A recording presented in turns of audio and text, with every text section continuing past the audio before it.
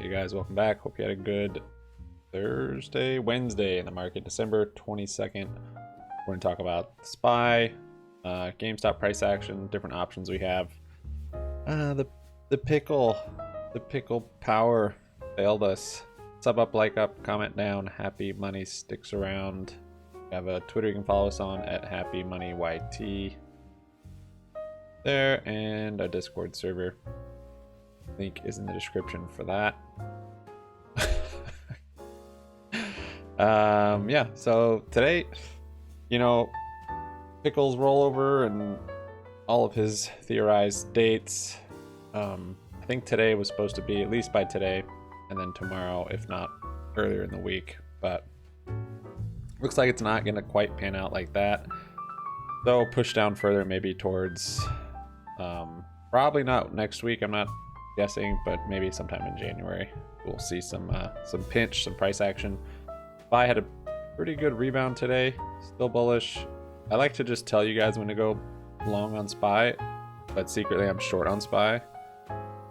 So I always lose on it, but if you go long and you don't have a mental block to go long on SPY, then you could have done well these last 2 days. Sort of. All premiums, I don't know what they're doing, but it is still bearish though on the longer time frame. We've got red MACD, red under the 9, and yeah, we still haven't broken that resistance up there, that all-time high. It's kind of triple topped. On the hourly, yeah, it still could look bullish. Honestly, might be another rally tomorrow, and to finish off the Christmas rally. I think it's closed on Friday. Yeah, totally closed. And then tomorrow, I think tomorrow's a normal day. It might be a half day. I'll have to check. I think it's a normal day tomorrow though. So finish off the little Christmas rally coming into Christmas, and GameStop didn't get any of that rally. They suppressed the volume. It's been real low. It's interesting. That was one of the things that to me it just shows the manipulation is just how quickly it goes from a lot. Like the volume variation is so quick. Like I can understand it tapering, like on the SPY here, it goes up. Okay, volume's picking up for these days, and it's coming down, and it's it's sloping. Whereas on GameStop, like dramatic differences where it's totally manipulated. That's not normal to just have not like volume that's ramping up and down, but just normal volume here, average volume, then a spike, and then from that to just that, and then that, and yeah, very unusual. Not even, it's at 806,000 today. We've got just over an hour left, coming back up to VWAP on a little bit of a volume spike. We did some option plays. I'd say we'll probably come up to VWAP. Max pain this week is 155, which seems like we'll maybe be in that range. So that would put us, the range they have for max pain would be between 152.5 and, well, 155. Once it is at 155. I think that's how that works, or maybe all the way up to 157.5. Yeah. Anyways, it looks like we'll probably come back up closer to VWAP into close. I had a short position I opened and a little too early because it looks like we're gonna rally now.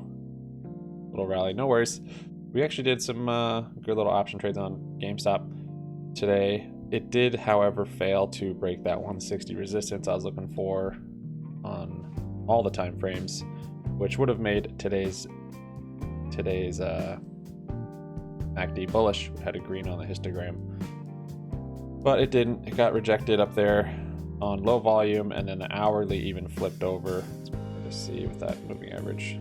See there. So then the hourly, it's the hourly chart. We got MACD bearish, red under the 9. So I'm thinking it probably keeps coming down. The shorter term, probably into next week even. And so I got some plays for that, just for some shorter term bearishness. And on the daily, yeah, since the MACD is, this looks real similar to what we've seen before, and I'll go back and show you. I think it's either this price action, and we're right about here, and we'll see a drop next few days, to maybe higher supports, which would be holding like that 135 support. It'll be a similar price action to here, and then a rally. Or it could be something like this, where we're right here, and then we're going to see a drop next few days, and then just a melt off and break through that support. And if we break through that 130, there's not much support below that. So probably, I mean, probably just the psychological levels. I'd think probably 100 even. 115, maybe 120, but there's not a whole lot. I mean, you have like this little one down here, like 115-ish, 110 maybe, but really probably 100, which would be awesome. An awesome discount. If it's not that though, and it's more something like this, then probably find a higher support and just kind of consolidate for a bit before we flip bullish. See, in this instance, the MACD was bearish as we were coming up, as it's been here. So we've been coming up, MACD stayed bearish, and then back here it was a little different because the MACD did flip actually bullish. Then we had one little spring test down here before it rallied. Back here is another one pretty similar. We could be right here, which would mean just down a little bit and then rip. Let's see, the MACD on the daily was bullish there. Could be similar to right even here, another little section where we had this little rally in a bearish MACD environment, but then it just doesn't break out and then down lower. Yeah, those are the kind of the similar time frames and charts I'm seeing. This little rip here, it looks very similar to what we've had. So as we come down further though, to me it's becoming more seeming, which is good that we're out of this kind of pattern, and also good to be able to buy more and get more exposure at a cheaper price. It sucks being down with your shares, but if you're able to and you have the conviction, then it's nice because you can buy more for cheaper. If the reason you bought in the first place hasn't changed, then there's no reason to sell, and there's the only reason to buy. Otherwise you wouldn't have bought in the first place. So that's kind of the logic you have to think about when you're investing. The stock price should never be reflectant of why you get in or out of something. This is more long-term psychology of it. I mean, even trading too, like if you're doing technicals or whatever, like the price doesn't really matter. It's just the chart and the momentum. But long-term, if you just want to own GameStop, that's literally what you want to do, then you want it to be as cheap as it can be to own it. So that's where you want that discount. Yeah, so let's look at the options. So that's kind of my idea. I think January we could see something. I think their little spikes have become more frequent. So, and I don't think it'll go to 350. I think if it goes to 350, we're gonna just probably squeeze all the way. It's not gonna be another fake pinch. I think they're done with those. So I don't know. I think Pickle's theory on maybe January and other people hyping January could be the case. Today is not this day. This was last year, January or December 22nd. So far we're not following last year that closely. And why would we? I mean, it'd probably be pretty easy for them to just skew that a little bit, have different price action, and that would be good for them to mess with people's heads. But yeah, so right about here, let's see, 1240, I noticed, I was watching, of course, and we flipped bearish on the MACD, on the red MACD, and I was like, all right, that hour closed at 10:30, so next hour, that's when I actually opened up a bearish play today. Got a few puts on GME for tomorrow, and then some for next week, and then we had this massive candle, and then even this. So I actually got in and out of this place pretty quick. But let's see. Tesla sent us a gift today. Musk said he's sold, or he's done selling his shares, as well as some other good news about, I think, a factory or something. So this thing rallied. I actually missed out on about $2,000 on this play, unfortunately, but I locked in profits, so fine with that. It was a play that I wasn't expecting to actually. I was expecting to lose a couple grand on, but yeah. Anyways, we had this bullishness yesterday, and that's why I was like, all right, I'll stay in these and ride them. It looked like we were due for a bounce. TA mixed with Elon Musk saying he's not selling any more shares and whatever other bullish news. It did gap up to like 4%, and right about here, I sold out of my put credit spread, or about to close it. I wasn't sure if it was going to hold up that well, so I got kind of scared because it was close to the money and it was for tomorrow. So right when that thing starts coming down, it was like a $2,700 swing one way or the other. So as it came up here, yeah, I could have closed it out. Even now, I could have actually closed it out for closer to max gain, which would have been nice, but I made a little profit on it and I'm happy with that. That was that one this morning, and I still actually have, I think, did I sell both? Okay, I actually sold my other one too. My longer dated one, my put credit spread longer dated for 16 days, I closed that also. Just because it's not going to move a whole lot with the price action these next couple days, unless this goes crazy.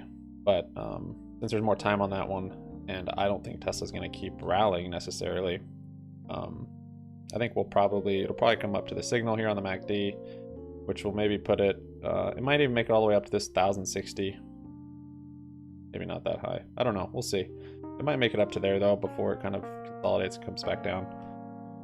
So at any rate, I closed that other bullish play and just sticking with this bearish one, which I might have to roll. It's got 16 days on it. It's call credit spread. 9, 10, 9, 15. GME. Okay, this is the, oh yeah, the zebra. I closed the zebra today for good gain, like 400 on each, 450 on each or so. And I closed them, did I close them? Somewhere right around here actually. Yeah, once we flipped bearish, I started closing, you know, bearish on the hour there, I started closing all my bullish position really. I even closed my short put. I figured I would just roll that, but I'm like, I might as well just close it and see what happens. I was up like 70% on the short put, so closed the zebras and the short put, which I think was right here, maybe this 155. There's that other bullish play on Tesla I closed. Let's see, bought to open. Oh, here's the puts I opened. 185 for, no wait. Oh, this is okay. Here's the puts I opened, a 150, two 150s for tomorrow, and then one 149 for the next day.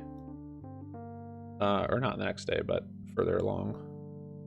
So yeah, the ones for tomorrow, the 150s, those I closed out for 150%. I closed them both out. I scaled out of it. Did one here, did another one down here. And then the ones for 16 days from now, I still have, or no, I closed those two actually. Can't remember. Let's see. Maybe, yeah. Oh no, I still have that. 149. Yeah, so this is the put I opened up also. I think that gives me 9 days. Yeah, so 9 days on 149. It's up 25%. I mean, this has time decay, so I might close that out tomorrow. We'll see. And then I opened up a short zebra. So close out of my short put, closed out of my put credit spread, closed out of, the only thing I still have is this call credit spread. And then I have the long zebra still, which is this one. And I'll just average into it if we drop down a lot. I do still want some exposure to the upside, just in case. But I'll roll this put credit spread tomorrow. And I opened up a bearish, this is a bearish zebra, so a short zebra. Same thing as the other zebras, but in reverse. So it moves with 100 shares, basically. I was short 100 shares. Same price action, basically just moves right with it. Break even on this one is anything 154 and below. So I have all the way till expiration. That one I have until 16 days on that one. So January 7th. And this cost $5,700 to get into. So if GME, I mean, goes up, that's good for me either way. So kind of a hedge on that. And I think it'll probably come down. It might only come down a little bit, even if we get just a retest down here of like 140.